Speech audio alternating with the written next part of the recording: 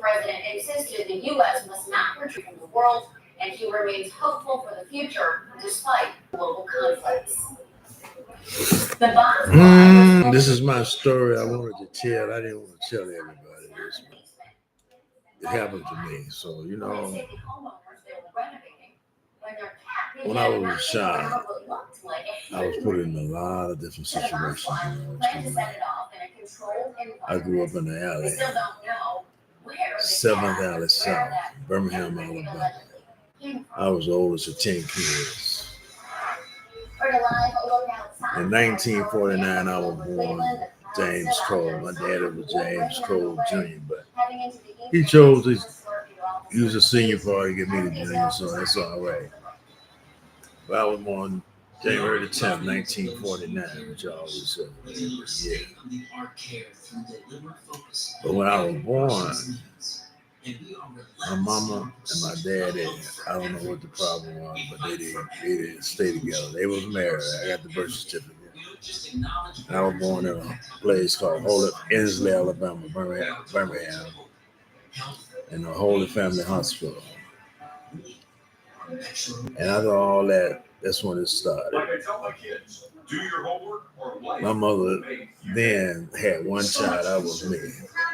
Then she had another child, my brother Joe, which was 2 years older, 2 years younger than I am. And his father's name was Leslie Rick. But he didn't take the name Rick because mama didn't give it to him. His daddy didn't want him to have it. So she stuck with Cole. So he was Joe Cole. Wait a minute, Carl. He was my brother. But then she had another son, John, born April the 29th, 1953. The reason I know this because I was there. And so that means that my mother at her age when she was 17 years old, 21, 23 years old, had 3 kids by 3 different guys. I don't know whether that was coming real life down south at the time, but that's what things went. But anyway, as time went on, what happened is my mom was running away from my baby brother John's father and Joe's father. John daddy's name was Lovell Brown and Joe's father's name was Leslie Rick, and my father's name was James Cole. Mama was scared and everybody else was down south was scared, so they told her she had to get away. So she grabbed her youngest son, which was John Wayne, 1 years old at that time, and she fled to Akron, Ohio, and left me and Joe. I know it wasn't nothing nice about it, but she left me and Joe in the backyard at 7th Alley, 13th Street South, Birmingham, Alabama. And I got over it. My brother Joe lived with it all his life. I tried to get him to, but what happened is after that, my mother went to Akron, Ohio. Leslie Rick, Joe's father, campaigned. He did everything he could to get my mother to come back. And she did. He bought a color television. This is in 1955. We had a color television. Well, yeah. I think it was color. So it was a big TV. And new funds, he did all that to get my mother to come back to Birmingham, Alabama and live with him. And when she did, he threw a big party in the backyard. Man, this was some kind of party for my mom. My auntie and them that was living in Akron came down to go to this party. My auntie over there in 7th Alley, she was at, they was all like damn babe, you then this and babe done that. The babe got this and babe got that. That's what they used to call my mother. And they were jealous. Simple as that. Because my mother had things that they didn't have, like a television or telephone. They didn't have that. It was in 1955. Anyway, things went good for Mom. She was out there with Joe and John. I was living back and forth on the south side with my foster parents, was Natalie and Webb Searles. They rescued me when I was 4 years old, living in their backyard. They took me in and kept me from the danger that was lurking in that alley. But anyway, things were pretty good for Mom. And Joe, John, they was out there with Leslie. I would come out there on the weekend, and because I was the only one going to school at the time. But anyway, what happened is, what caused all this to fall apart, my mother, because she was cooking fried chicken and macaroni and cheese every Sunday. That's why I don't eat macaroni and cheese to this day. But anyway, what happened is, Mama got pregnant with Cecil and Cynthia. Leslie Ray, their father,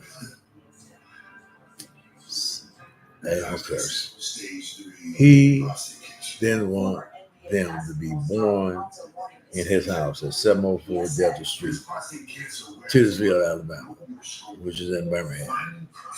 So he took all the clothes, the stuff that he could calculate, put it in the truck, rented a house back down in Southern Alley, and moved my mother back down. My brother John always thought that my mother did something wrong by leaving my dad because we were living good and we had to eat, we had this and we had that. But what he didn't realize is that the reason why he wanted Cynthia, Mama and them gone was because he didn't want Cynthia Faye, his daughter, Cecil Ray, his son, twins, to be born in his house at 704 Delta Street.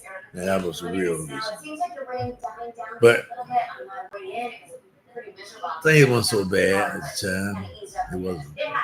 We had a house that was halfway decent. Leslie paid the rent. He wouldn't come around. And Mama, young woman, very, very pretty. My mother was a beautiful woman. Flirty, a little sassy, but she was pretty. And big hips, and all the guys liked it. Everybody was after my mother. You know, and this guy, tall dude, started coming down through the alley. Tall, dark skinned guy, real dark, tall. I guess he was handsome. And he started at my mother, and my mama fell for that shit.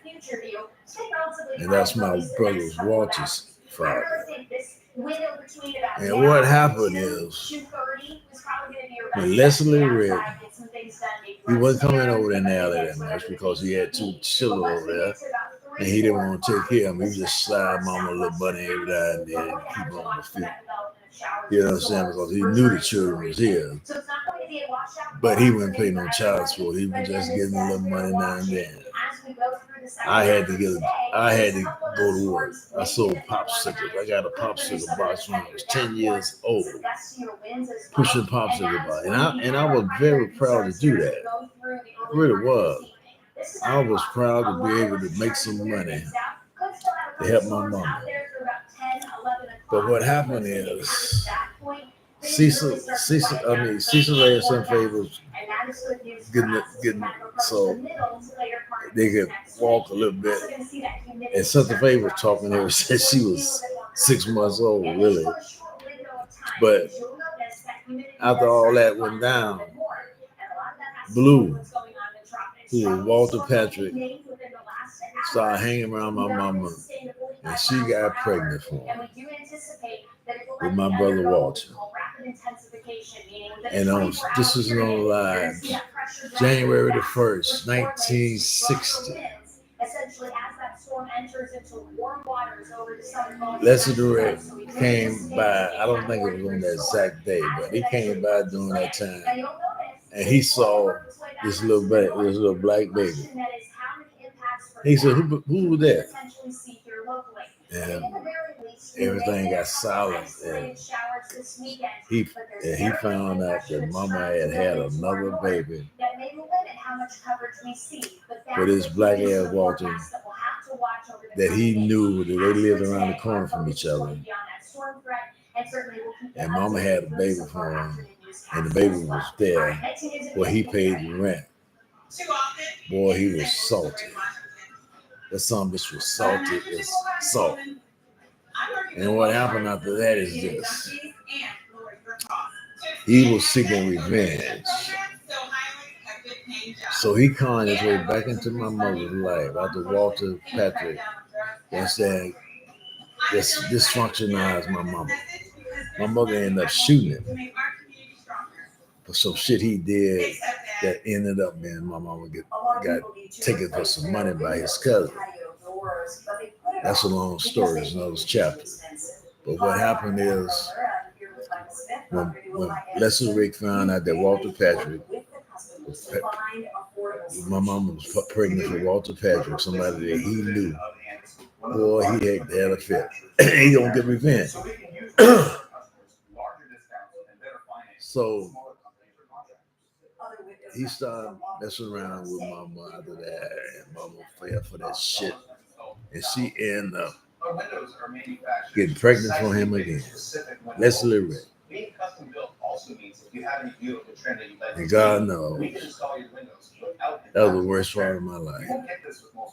Because on November the 1st, 1971 was the worst day of my life. Up to now. So what happened is I was 11 years old. I would have been 12 years old that January.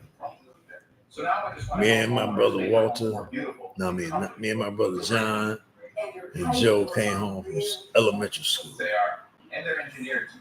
And when we came home and looked in the back door, there wasn't nothing in the house. All the shit we had was thrown out in the front yard. My mama was 9 months pregnant. Them big white guys, big old white southern rednecks came to that house, grabbed my mama by the arm, and led her out the door half-ass naked, 9 months pregnant, and threw all the stuff that we had out in the alley because Leslie Rick was mad because Mama had got pregnant with Walter Patrick's son. Choosing a lawyer is a critically important decision and well worth researching. And that's what happened. I was 11 and a half years old.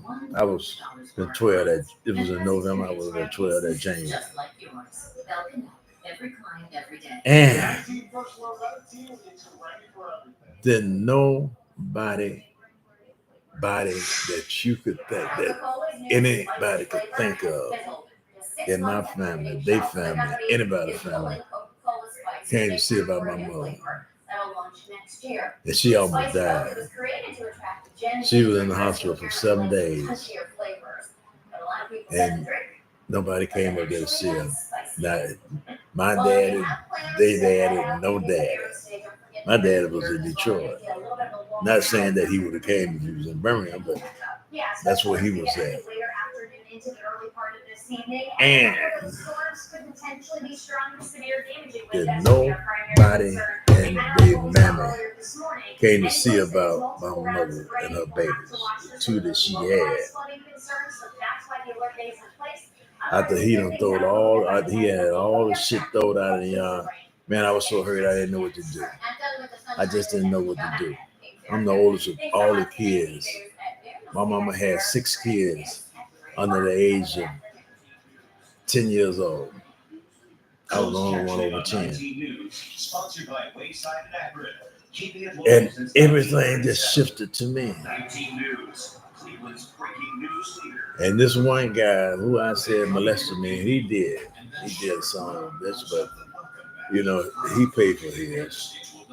Yes, he didn't screw me in the ass like somebody said, my sister said he did.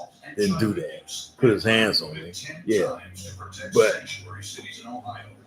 in token, that man making Ohio State was the only man that had anything positive said about my mother, because he was the only person in the whole surrounding that had a phone. So after mama been in the hospital for 7 days, they called him. And didn't use mascots.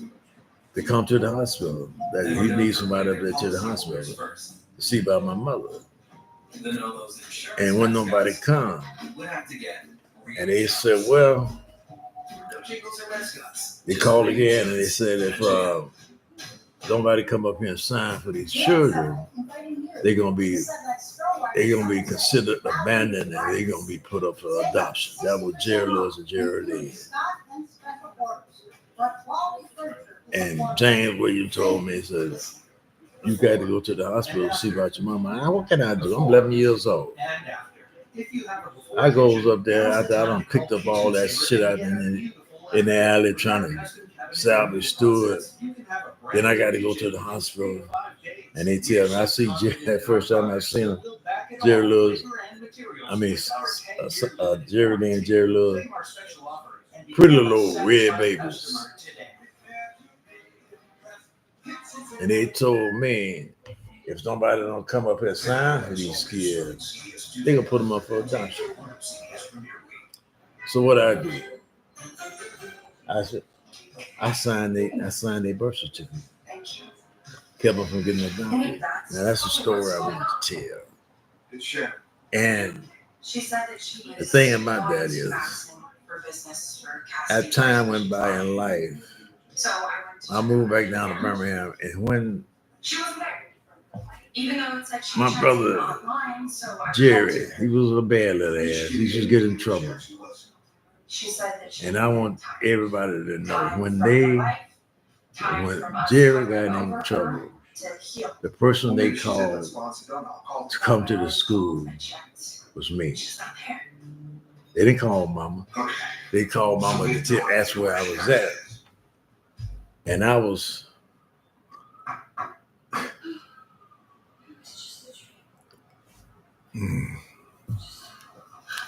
well, anyway,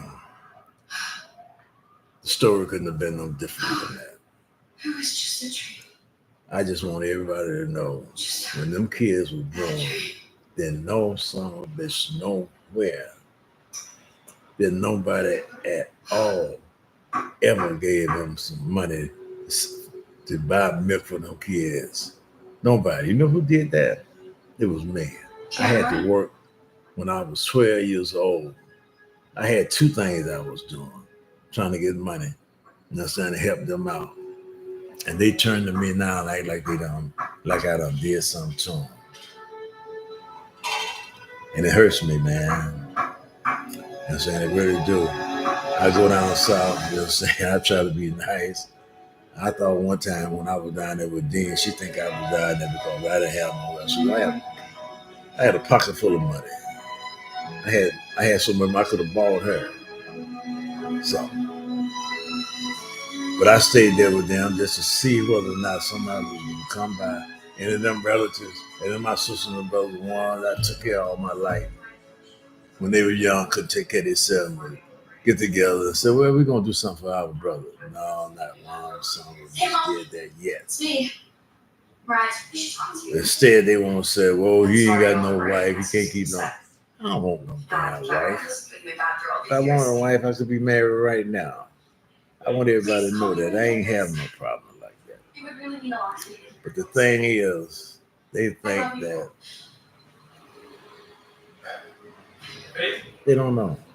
I want them to know that they daddies, they can't find a piece of paper, a note, a receipt nowhere on this planet ever that they said this is money for you as child support for these kids. Never, nobody. But when I was in the army, went to Vietnam, and I wanted to send some money somewhere. Guess what? They diverted it to my mother. There's a reason for that. But Who's that? nobody don't know. And I just pissed it off. I would never intend to do this. Never intend to tell this. But that's what happened to me. And it goes deeper than that. But that's one of the reasons why I just wanted to put this on print. Because it meant something to me. It was my life that got messed up when I was 11 years old. My whole world got turned upside down. You know what I'm saying? And I'll say this about Gina and Jennifer father, Frank Stanley. He was the only man my mother ever had that actually did pay child support. My dad has paid child support one time. Sent one $10 money order to my mother. Only one ever.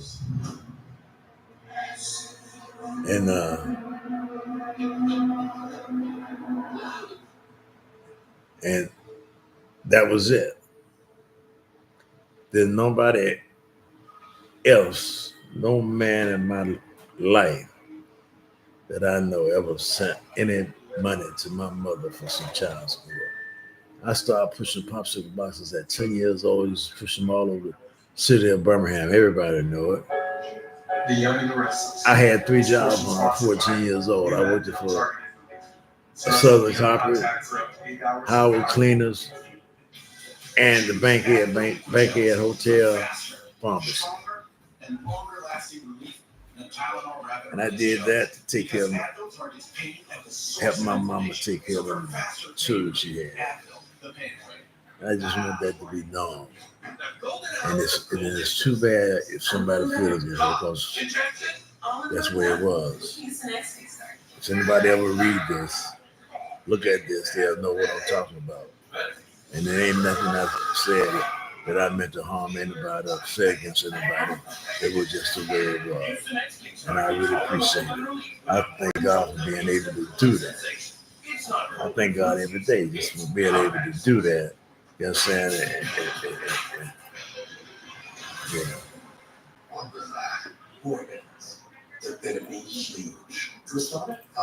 Green on the right, we're in.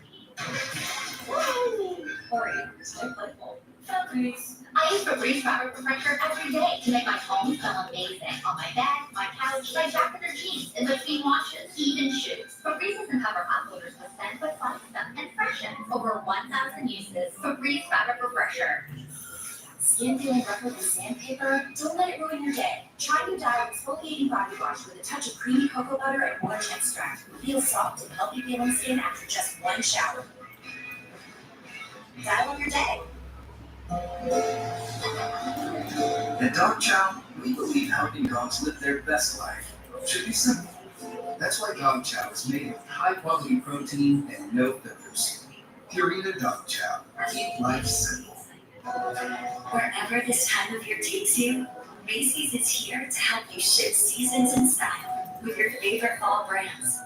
So lean into the excitement for what's ahead, because this fall, we've got a lot to look forward to. Right? Diabetes. There's no slowing down. Each day is a unique blend of people to see and things to do. That's why you choose Lucerne to help manage blood sugar response. Uniquely designed with carb setting. Lucerne. Bring on today. Using these type of cleansers could be damaging and stripping your skin. I use new Olay cleansing gels every day. Just soak, activate, and wash to clean, tone, and refresh. That's a 3 times better clean. Olay. Cueing the music. If you're feeling out of step with your current big wireless plan, then settle. Switch to Consumer Cellular. They use the same power as big wireless, so you can flex. Yup, and save up to half for the same reliable nationwide coverage.